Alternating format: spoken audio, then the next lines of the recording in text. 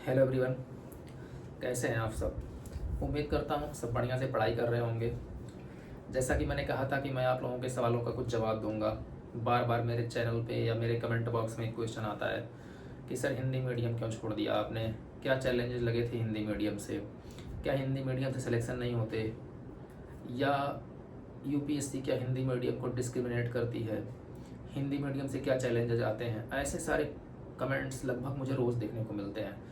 तो एक एक इंसान को रिप्लाई करना मेरे लिए आसान नहीं था, इसलिए मैं ये वीडियो बना रहा हूँ। उम्मीद करता हूँ कि आप सब देखेंगे और आपको लगेगा कि इसमें क्या सच्चाई है। दोनों मीडियम से मेंस लिखने के नाते मेरी ये एक नैतिक जिम्मेदारी थी कि इतने सारे क्वेश्चंस का जवाब ज़रूर दूँ। मैं हमेशा डेलीगेट करता था कि दे दूँगा, बता दूँगा, बट मुझे सोचा कि इस वीडियो के ज़रिए बताना ज़्यादा सही रहेगा, क्योंकि जब भी किसी को लगेगा वो जाके इस वीडियो को देख लेगा कि आखिर क्या था मेरे साथ कि मैंने मीडियम चेंज किया, है ना, और कैसे ये पॉसिबल हुआ कि मैंने हिंदी मीडियम से इंग्लिश मीडियम किया और मेंस क्वालिफाई कर दिया। तो सबसे पहले मैं बताऊंगा कि मेरा बैकग्राउंड क्या है इस एग्ज़ाम में, और उसके बाद क्या चैलेंज आ रहे थे मुझे हिंदी मीडियम से, और क्या यूपीएससी डिस्क्रिमिनेट करती है। ऐसा क्वेश्चन बहुत लोग करते हैं, इसका जवाब मैं ज़रूर दूंगा कि मुझे क्या लगता है। इसके अलावा इंग्लिश मीडियम से सिलेक्शन ज़्यादा क्यों होते हैं, हिंदी मीडियम से कम क्यों होते हैं। इसके बाद में हिंदी मीडियम वाले बच्चों को करना क्या चाहिए, कितना इम्पोर्टेंट है कोचिंग इंस्टीट्यूट्स या कितने रिलायबल हैं कोचिंग इंस्टीट्यूट्स। इसके बाद में हिंदी मीडियम के स्टूडेंट डेविएट कैसे हो जाते हैं अपने सही रास्ते से। इतने सारे क्वेश्चंस का जवाब मैं दूंगा, तो पेशेंस बनाए रखिए, इस वीडियो को पूरा देखिए एंड आई होप कि आपके कुछ सवालों का जवाब ज़रूर मिलेगा। तो सबसे पहले मैं बताता हूँ इस एग्ज़ाम का बैकग्राउंड। मैंने टोटल 6 अटैम्प्ट दिए, जिसमें मैंने लगातार 5 प्रीलिम्स निकाले। पहला प्रीलिम्स मेरा नहीं हुआ था, और 2020 और 2022 में मैंने मेंस लिखा हिंदी मीडियम से। इसके बाद मैंने 23 में इंग्लिश मीडियम से मेंस लिखा। ये 3 मेरे मेंस जो है मैंने क्वालिफाई किए थे, और 2019 और 2021 का मेंस मेरा क्वालिफाई नहीं हुआ था। इसके भी कारण है, मैं बताऊंगा बाद में इसको। सबसे पहले ये मेरा बैकग्राउंड था, इसके बाद मैं बता रहा हूँ कि मुझे हिंदी से चैलेंज क्या आते थे। एक्चुअली मेरा ऑप्शनल ना जाग्राफी था, और जाग्राफी के साथ समस्या ये थी ना कि मुझे जाग्राफी के करंट अफेयर्स, जाग्राफी के स्पेसिफिक नोट्स या जाग्राफी के अच्छे बुक्स, अगर फिजिकल जाग्राफी सवेंद्र सिंह जी की छोड़ दी जाए, इसके अलावा कोई भी बुक्स जो मिल रही थी मार्केट में वो मुझे बहुत अच्छी नहीं मिल रही थी। माजिद हुसैन की कुछ बुक्स अच्छे थे और कुछ टॉपिक उसमें से मुझे अच्छे मिलते थे, यूपीएससी के लिए कंप्लीट अच्छा नहीं मिल रहा था, है ना। तो मेरे लिए पूरा ह्यूमन जाग्राफी वाला सेक्शन, इवन पार्ट पेपर 1 का पार्ट बी, और इसके साथ ही पेपर 2 का पूरा सेक्शन इंग्लिश मीडियम में ही अच्छा मिल रहा था। वो कहाँ से मिल रहा था, चाहे इंटरनेट से, चाहे रिसर्च पेपर से, चाहे किसी वेबसाइट से, कहीं से भी जो मुझे मिल रहा था ना रिलायबल कंटेंट, वो इंग्लिश मीडियम से मिल रहा था। लेकिन मैंने क्या किया था ना, इन 4 अटेम्प्ट जब हिंदी मीडियम का मैं दे रहा था तो वो सारे कंटेंट मैंने ट्रांसलेट करके हिंदी कर लिया था।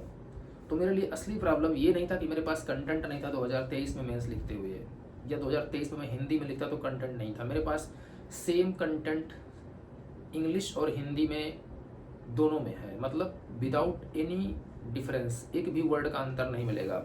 बस डिफरेंस ये है कि मैंने हिंदी में जो लिखा है वो अपने हाथ से लिखा है, ट्रांसलेट करते टाइम पॉइंट्स में, तो उसमें उतने वर्ड्स नहीं है जितना इंग्लिश में एक्सप्लेन करते हुए मैंने कॉपी पेस्ट करते हुए बनाया है। दोनों में बस डिफरेंस यही है। इंग्लिश में मैंने बहुत सारे सोर्सेज यूज़ किए हैं, मैंने इमेज से वर्ड को एक्सट्रैक्ट किया है अपने कंटेंट में डालने के लिए, ताकि मुझे टाइप ना करना पड़े। लगभग 150 से ज़्यादा रिसर्च पेपर मैंने यूज़ किए हैं इंडियन ज्योग्राफी के नोट्स बनाने में, जो open source research paper available थे, या डिफरेंट इंस्टीट्यूट से अवेलेबल थे, या डिफरेंट गवर्नमेंट की साइट पे अवेलेबल थे। फॉर एग्जांपल ईपीजी पाठशाला का मैंने यूज बहुत ज़्यादा किया है पेपर 1 और पेपर 2 का कंटेंट बनाने में, जो कि गवर्नमेंट की एक ओपन सोर्स वेबसाइट है, मिनिस्ट्री ऑफ एजुकेशन के तहत आती है। आप उस पर जाओ, उस पर हर subject, history, geography, polity, PSIR, sociology, physics, mathematics, Hindi literature, सारे सब्जेक्ट्स के ना पीडीएफ अवेलेबल हैं। आप वहाँ से उठाओ कंटेंट, अपने हिसाब से उसमें से क्रॉप करो, कॉपी करो, पेस्ट करो, जैसे भी बना सकते हो, अपने नोट्स बनाओ। तो मैंने यही किया एक्चुअली में। मैंने किसी भी कोचिंग का कंटेंट ना सिर्फ देखने के लिए उठाया कि मतलब उन्होंने क्या यूज किया है अपने कंटेंट में। बिलीव मी, मैं जब 2022 का इंटरव्यू देके घर जा रहा था तो मेरे दिमाग में एक ही बात थी कि मैं अब हिंदी से मेंस नहीं लिखूंगा। इसका और एक कारण था, लेकिन मैं ये कारण पहले बताता हूँ कि अब मैं हिंदी से मेंस नहीं लिखूंगा, इसलिए मैंने पूरे करोल बाग मार्केट में ज्योग्राफी ऑप्शनल के नोट्स छांटे, मैंने देखे क्या है इनके पास। मुझे कोई भी रिलायबल नहीं लगा था बहुत अच्छा, कि नहीं बहुत अच्छा कंटेंट है इनका। कुछ टॉपिक किसी का अच्छा होता था, कुछ टॉपिक किसी का नोट से कंप्लीट नहीं हो रहा था मेरा सिलेबस। तो मैंने सोचा मुझे खुद डेवलप करना पड़ेगा अगर मैं इंग्लिश में जाता हूँ करने तब भी। लेकिन मैं एक बार ट्रांसलेट कर चुका था इंग्लिश से हिंदी, इसलिए मुझे पता थे सोर्सेज मुझे कहाँ से उठाने हैं, इसलिए उसमें टाइम नहीं लगा, है ना। तो इसलिए मैंने जब ज्योग्राफी का कंटेंट मिल नहीं रहा था और टाइम से करंट अफेयर्स नहीं मिल रहा था, लोग कहते थे ज्योग्राफी से हिंदी मीडियम में सिलेक्शन नहीं होता, मैं भी ये सब बातें मुझे भी थ्रेट करती थी। मेरे पास भी ऐसा कोई ऑप्शन नहीं था ना कि मैं करूँ कुछ ऐसा। तो अब चैलेंज यही था ना कि मैं क्या करूं। तो मैंने इंग्लिश मीडियम में फॉर्म भर दिया और ज्योग्राफी का कंटेंट डेवलप किया, जीएस के कुछ कंटेंट डेवलप किए, काफ़ी डेवलप कर डाले, फिर मैंने इंग्लिश में दिया और सिलेक्शन हुआ।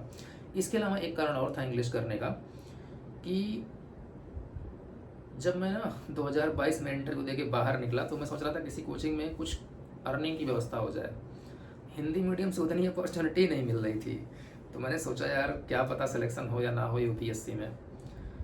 अब तो या तो इसी में सिलेक्शन लेना है या तो इसी फील्ड में लाइफ में काम करना है, पैसे कमाने हैं, तो क्यों ना इंग्लिश मीडियम से एग्ज़ाम दिया जाए और मीडियम चेंज कर लिया जाए, मुझे ज़्यादा अपॉर्चुनिटी मिलेगी।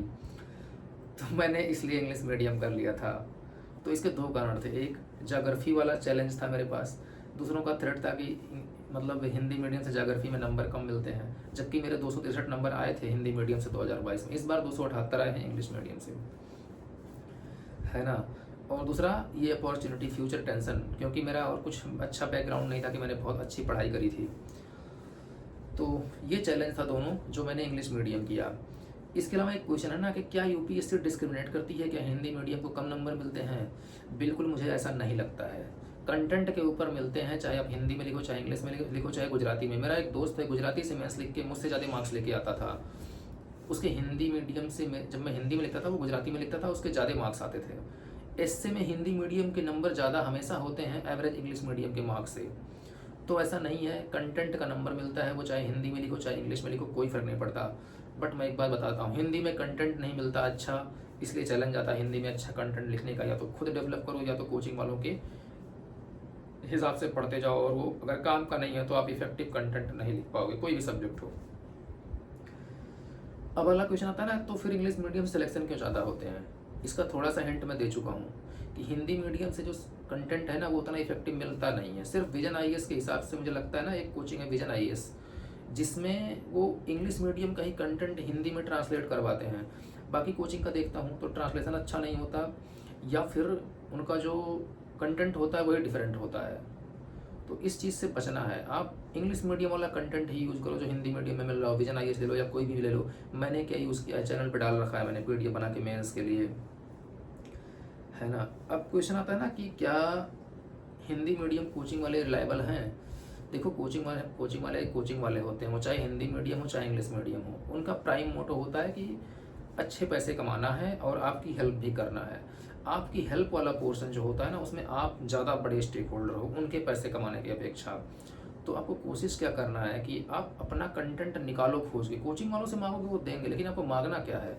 मैं फार्मर यूपीएससी चेयरमैन से मिला था, डीपी अग्रवाल सर से, 2020 का इंटरव्यू देते टाइम। उन्होंने कहा था अच्छे स्टूडेंट अच्छा क्वेश्चन पूछते हैं। मुझे तब वो बात समझ में नहीं आती। तो अच्छे स्टूडेंट, कंसर्न स्टूडेंट अपने लाइफ के बारे में अच्छा कंटेंट खोजते हैं, मैं ये बोल रहा हूँ आपसे। तो आपको खोजना पड़ेगा। कोचिंग कितनी रिलायबल है मैं ये बताता हूँ। कोचिंग सिर्फ 10% हेल्प कर सकते हैं इस जर्नी में आपके। 10 से 12 अगर आप सोच रहे हो ना तो आप बहुत गलत हो। कोई भी टीचर आपका एक उंगली पकड़ के नहीं चलाएगा, अपनी क्लास लेगा और जाएगा। वो 4 क्लास दिन भर में ले रहा है, आपको क्या स्पेसिफिक बता देगा? 2 मिनट मुश्किल से बात कर लेगा। कोई भी सिलेक्टेड कैंडिडेट आप बुला लो, किसी टीचर ने कहा नहीं इसको मैं 2 घंटे बैठ के टाइम देता था, या 20 बच्चों को 2 घंटे बैठ के टाइम देता था फ्री में, पैसे लेता था। अगर क्रैश कोर्स भी लिया तो अच्छे पैसे लिया है, और 3 घंटे का क्लास लिया, आधे घंटे मुश्किल से मतलब पर्सनल क्वेश्चन आंसर भी नहीं हुए और चला गया वो। तो हमेशा इस ट्रैप में मत फंसना कि टीचर आपकी बहुत हेल्प कर देगा, आपका सिलेक्शन हो जाएगा। टीचर पढ़ाएगा, आप सीरियस दिखोगे, थोड़ी हेल्प करेगा बस, बहुत ज़्यादा हेल्प नहीं करने वाला कोई। तो अपने ऊपर भरोसा रखो, कोचिंग के इतना भरोसा मत रखना। ये मैं कहूँगा हर हिंदी मीडियम और इंग्लिश मीडियम दोनों बच्चों से, है ना।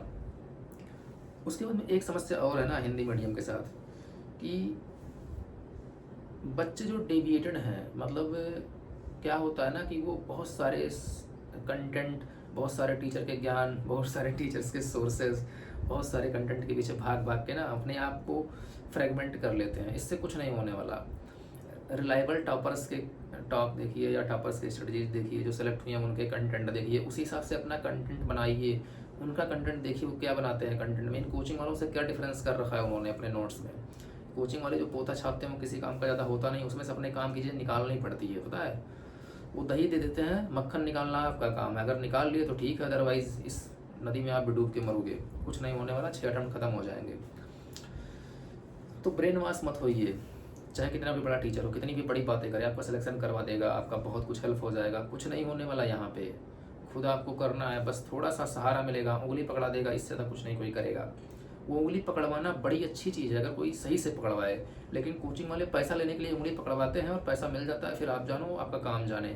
बहुत कम कोचिंग वाले हैं जो इतने रिलायबल होते हैं। हमेशा कोचिंग पे फुल रिलाई मत करना। कोचिंग का कंटेंट यूज़ करो, डिफरेंट कोचिंग से यूज़ करो और उसके बाद में आगे बढ़ो। इसके बाद जिनको बिल्कुल पढ़ना नहीं आता जीएस वगैरह, उनसे मैं कहूँगा भाई अगर पढ़ना नहीं आता तो कोचिंग इंस्टीट्यूट ज्वाइन कर लो। कोई भी ज्वाइन करो जो आपको बेसिक्स अच्छे से पढ़ा दे, लेकिन ये मत सोचना उसी से सिर्फ सिलेक्शन हो जाएगा। वहाँ जाके जो ज्ञान मिलता है ना कि मेरे नोट्स से पढ़ो सब हो जाएगा, टेंशन लेने की जरूरत नहीं। ऐसे टीचर से बच के रहना। जिस टीचर ने ये बोल दिया कि मेरा नोट्स बस सफिशियंट है, इसी पे रहो, ध्यान रहना आपका सबसे बड़ा दुश्मन है। इस बात के ध्यान में रखना तुम। कभी मत फंसना इस ट्रैप में कि बस मेरे नोट से सब होने वाला है। किसी भी कोचिंग के मटेरियल्स में कोई टॉपर कहता है ना कि मैंने कवर कर रखा है, ये एग्ज़ाम से मैंने इतने नंबर लाए, मेरे ये नोट्स हैं, आप देख लो ले जाके, उस पर एक बार भरोसा कर लेना। इस पे मत करना टीचर्स पे। टीचर क्या करते हैं, लास्ट ईयर जो क्वेश्चन यूपीएससी में आए हैं ना वो अपने नोट्स में इस साल पढ़ाते टाइम ऐड कर देते हैं। उसके बाद कहते हैं देखो लास्ट ईयर मेरे नोट्स से आया था। ऐसे टीचर से जरूर बचना। उनसे बोलो सर 2023 के पेपर में दिखा रहे हो, 2022 में आपने पढ़ाया था तब दिखाओ। क्या 23 में आया जो आपने 22 में पढ़ाया था, एग्जाम के पहले जो पढ़ाया था, ऐसे पूछना उनसे। इसके बाद में इंग्लिश मीडियम सिलेक्शन ज़्यादा क्यों होते हैं भाई, जायज़ सी बात है, उनके पास कंटेंट है, उनके पास सोर्सेज हैं, उनके पास ज़्यादा मात्रा में डाइवर्स ऑप्शंस हैं, ज़्यादा मेहनत करते हैं। इवन एक बात मैं बताता हूँ ना, आप इंग्लिश मीडियम और हिंदी मीडियम से प्री निकालने वालों का वो देख लो रेशियो। हिंदी मीडियम वाले नाम मात्र के होते हैं, बहुत कम होते हैं, मोस्टली इंग्लिश मीडियम के होते हैं। तो फाइनल रिजल्ट में ज़्यादा कौन होगा, इंग्लिश मीडियम का। आप लोग ट्रैप में फंसे हो प्रीलिम्स ही निकालने में, आप प्रीलिम्स नहीं निकाल पाते हो, तो प्रीलिम्स से फोकस करो।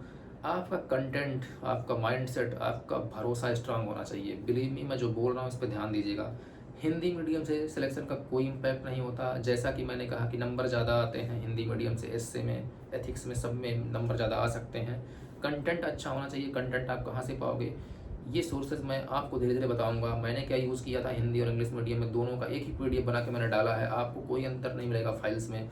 हिंदी में सब अवेलेबल है, सेम चीज़ें इंग्लिश में अवेलेबल है ना। जो नहीं अवेलेबल है हिंदी में मैंने बना रखा है, मैं डालूंगा चैनल पे। तो भरोसा रखो, बने रहो मेरे टेलीग्राम चैनल और यूट्यूब चैनल पे, धीरे धीरे सब मैं अपडेट कर दूंगा। थैंक यू इतनी देर ये वीडियो देखने के लिए। मैं होप करता हूँ कि आगे भी आप देखते रहोगे, जो काम की चीज़ें आएंगी। और ज़रूर बताइएगा कमेंट बॉक्स में चैनल पे आके कि ये वीडियो कैसा लगा। धन्यवाद। पढ़ते रहो और मस्त रहो।